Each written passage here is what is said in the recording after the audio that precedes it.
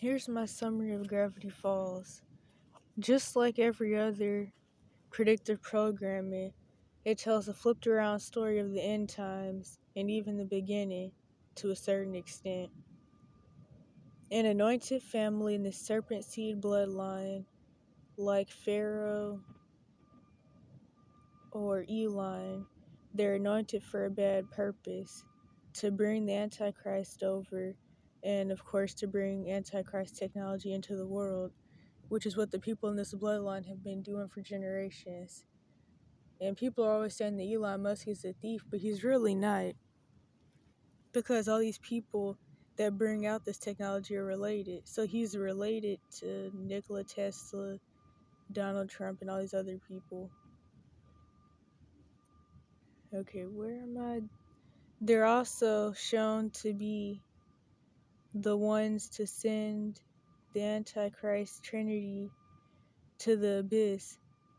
At least in Gravity Falls they are, which only the real 12 tribes will do. The family has generational curses of divorce and birth defects. That's just something that I noticed. Like, the Dipper and Mabel's parents got divorced. Their quote-unquote grunkle's parents got divorced. Stanley, the real one, he has the birth defect of 6 fingers, which really what that is, that's dormant genes from Nephilim that have been passed down that finally showed theirself in him. So that's what that is, because the Nephilim giants had 6 fingers. And then the other quote-unquote birth defect is Dipper's birthmark on his forehead, which that also has something to do with like hybrids and Nephilim. And Dipper's even said that his mom told him that his birthmark was for destiny. And this kind of reminds me of like these types of people that I've met in person.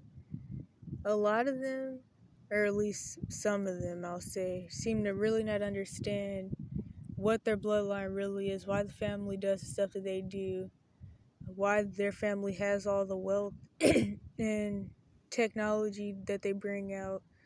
A lot of them that I've met, and even ones whose stories I've just heard, have been sex trafficked by their family. And they seem to not really know why, or at least they're in denial, but I don't know. It's just a lot of brainwashing, it seems. I don't even really believe that all of them know that they're not really the people. Like, in that specific land in Northeast Africa, the now called quote-unquote Middle East, that a lot of them have been running around, the Swedish, Irish, and German people, they're not even allowed to get a DNA test. It's actually illegal for them to get a DNA test. They come to America to get one. So that says a lot about the situation.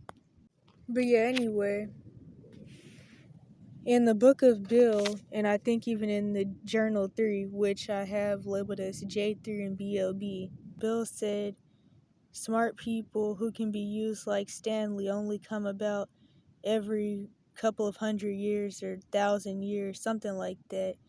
This was definitely in the book of Bill.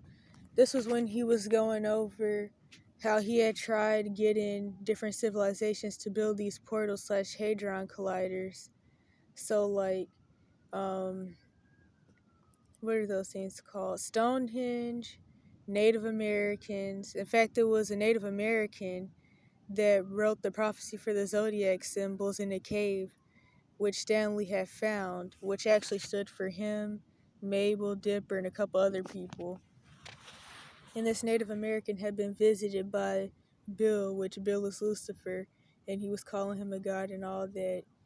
Which that also goes into like how the real 12 tribes were deceived and how they started worshiping other deities. But anyway, so Bill's admitting that like certain anointed people who are anointed for these bad purposes in this specific bloodline only really come around every couple of 1,000 years. So like right now Elon's being used, of course Bill Gates, I mean all these people are related, they're all being used, but certain people that come around are used more.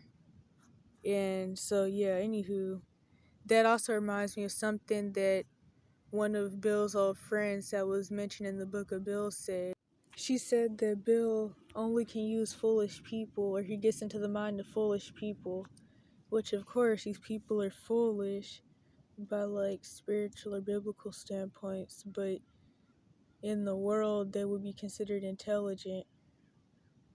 And of course, Bill's going to reveal himself to somebody like Stanley and his relatives anyway, and really most of the people in that town, because they're all in the serpent seed bloodline, which is used to bring out Satan's technology and do a whole bunch of other things that they've done throughout the centuries. One of the things that the show and the book makes really clear, though, is that America was definitely an experiment, and that this nation was chosen by quote-unquote Bill to really push his agendas. And of course, right now, America/Babylon is falling because they've pretty much done all the things that they've needed to do to really get the beast system going throughout the whole world. Two things that I forgot to mention that were in screenshots in the beginning. So, one, it's common for these specific European groups to live in New York or New Jersey or California. A lot of them moved to Cali because, for one, these are the people that actually really ran the slave trades, along with the pagan Roman Catholic Church, of course. And so, after they really scraped up their slave money, I've come to the conclusion that that's when they moved to Cali and they started making all these businesses where they use the slave money to push out the fallen angel/Anunnaki technology. From funding Hollywood and SRA, although trafficking is mostly funded by taxpayer dollars, to funding Meta and all these different companies that you could think of. So, anywho, they moved to Cali. Stanley also mentioned knowing a little bit of folk German, which is interesting since these people, a lot of them are Swedish, Irish, and German. Of course, some are Russian and Turkish and Ukrainian. What was another thing that I mentioned? Oh yeah, the fact that Fiddlefer was from Palo Alto, or they went to Palo Alto, something like that, that I showed in the beginning. That's really interesting because that's where the people in these bloodlines first, quote unquote, discovered computers and started making and selling computers. So that was pretty interesting to me. What else? Another thing, which I guess this was the two, I can't really remember, but in one of the pages that I show, Dipper had admitted to Stanley that his real name was Mason, and then that's when Stanley said, Mason's a cool name and the Masons are the Masons are a cool secret society. I kind of already went over in the part one how like this whole book and show really has a lot of undertones about anointed and prophetic people in general and how they feel in society, how they don't fit in, and symptoms that would these days be called high functioning autism or something like that, which Stanley, Dipper, Mabel, and all her friends could definitely fit the criteria for. And of course, they're all anointed, but not for a good reason. So there's that, but I talk about that in the part one. Also talks about how anointed people are quote unquote weirdness magnets, but the weirdness is the code term for the supernatural, really the occult, not even just like good supernatural things, mostly bad.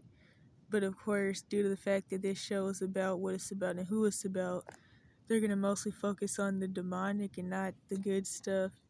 Just like how pretty much the whole show, they're bringing Lucifer over through the portals. CERN symbolism, which there's more portals than just CERN. But they never mention Yahweh or any of that, of course. It's just them fighting him off, even though it would really be the real 12 tribes that would be doing that, not them. But Stanley mentioned how he had high intelligence, poor social skills, common and anointed and prophetic people. These days there's terms like empath, chosen one, which I don't really like that one for a lot of reasons, and other ones that are used for anointed and prophetic people.